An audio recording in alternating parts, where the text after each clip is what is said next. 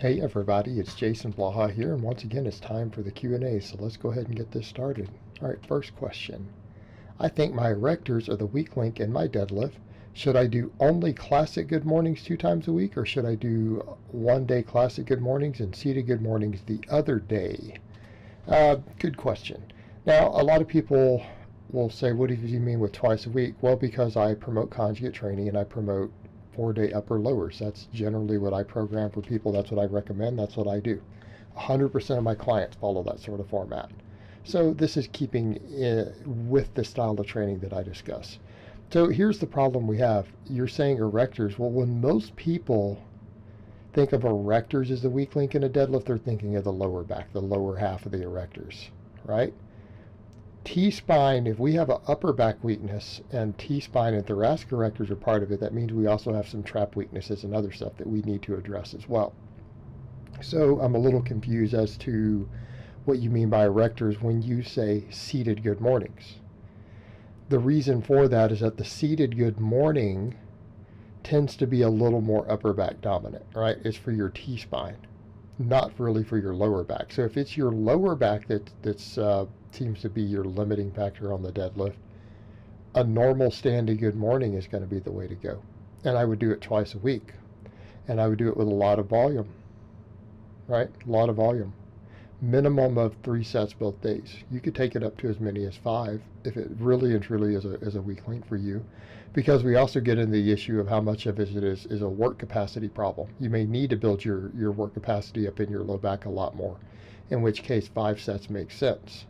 And it doesn't just have to be 5 by 10, it can be 5 by 15, 5 by 20, right? Depending upon how much work capacity you've built up in your lower back over time. And this is something I have most of my lifters do early on. Very early on, when anyone hires me as a coach, one of the first things we do is a bunch of high rep good mornings. We do a lot of them to build that up. So that would be the case. But if we start looking at, also you need to look at specialty bars and things too, because the different specialty bars will also impact what part of the back you hit to a large extent. In other words, the kind of the middle and lower back gets hit really, really hard with a cambered bar, right? Hits those really hard. Whereas in the upper back and the erectors in the upper back get hit hardest with the safety squat bar. It also seems to hit the hamstrings a little bit harder. Cambered bar seems to hit the glutes a little bit harder. So when we're looking at different types of good mornings, we should be looking at what else is going on, what other weak links are we looking to hit, right? And your stance width can affect a lot of that too. How much knee bend you use affects all of that. So what you need to think through is, what do you mean by erectors? And I'm going to assume, though, because you put erectors, that maybe you just meant the low back. And if your low back is your limit, I'm going to say just standard good mornings twice a week, right? Assuming you only have access to a power bar, and possibly even some extra lower back work, some hyperextensions, right? Maybe some band pull-throughs. If you have access to a reverse hyper, you need to add a reverse hyper to it. All right, next question. Can your basic strength and fitness intermediate training program for non-athletes be used for cutting, i.e. 3x5, or would they need to be modified to 3x8? Thanks. I got to be honest with you, some of these older programs that I put out that I only briefly covered and I only thought about in the day that I made them, I don't really remember what's in them. Now, that being said, any program that helps you get big and strong will help you when you are losing body fat. Okay, it will help you stay big and strong when you're losing body fat.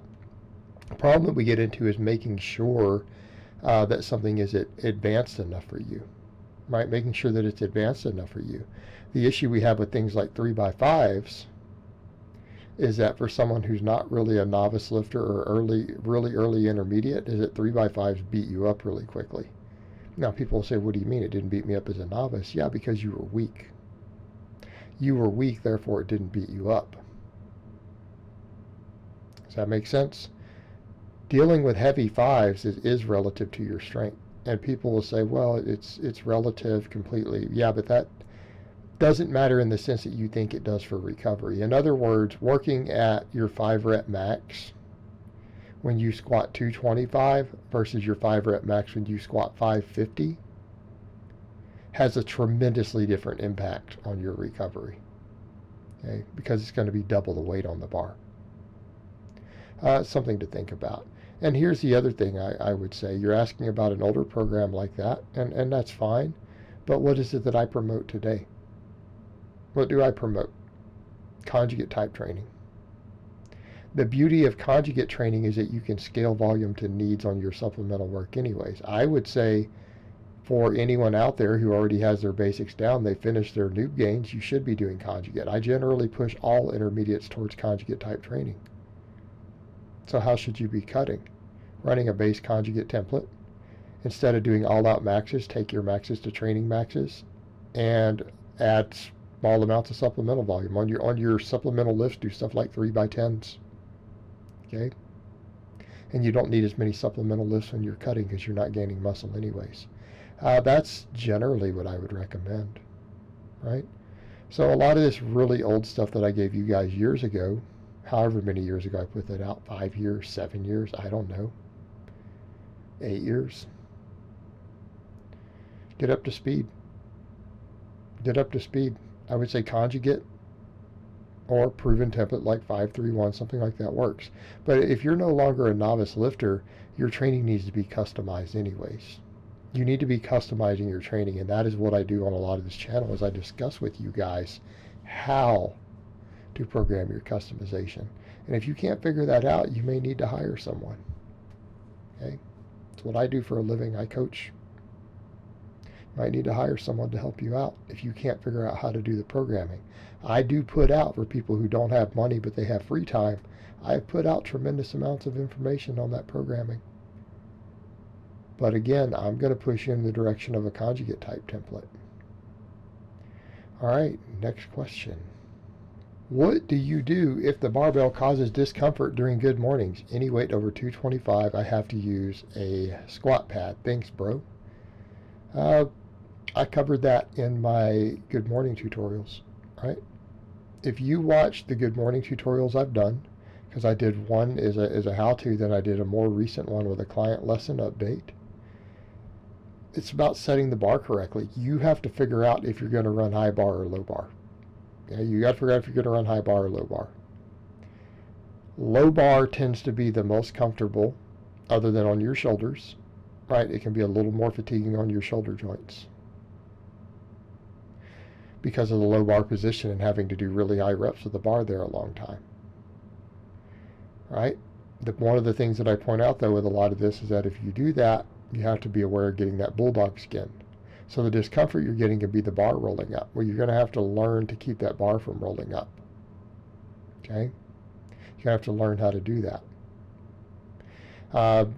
Then we get into, you could go a little bit more high bar. You could put it up further on the traps a little bit instead of further down the back. Easier on the shoulders. We don't get the bulldog skin as easily, but it can hurt your neck a little bit. And therefore, you have to focus on really cranking that bar down hard and pulling it into your traps because you can't have it roll up on your neck. So there are negatives as far as discomfort goes with either method that you do, but you pick the one that you want, and you're going to have to deal with it appropriately. The main thing to think about, though, when you're dealing with discomfort, anything that's skin or neck or anything related, is that you have to pull that bar down.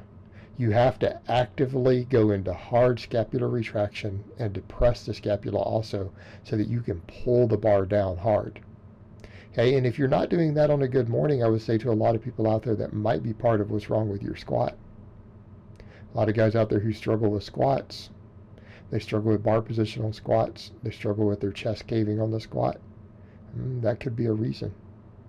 Good morning will give you some practice with that. I mean, worst case, you can use a squat pad, but you should still learn how to do these things correctly. That would be my advice. And of course, then when we deal with specialty bars, all these problems go away. That's one of the reasons I love them and use them. They're worth every penny. All right, guys, but that's really all I have to say on that today. I hope it's been informative, and I will talk to you guys next time in part 2.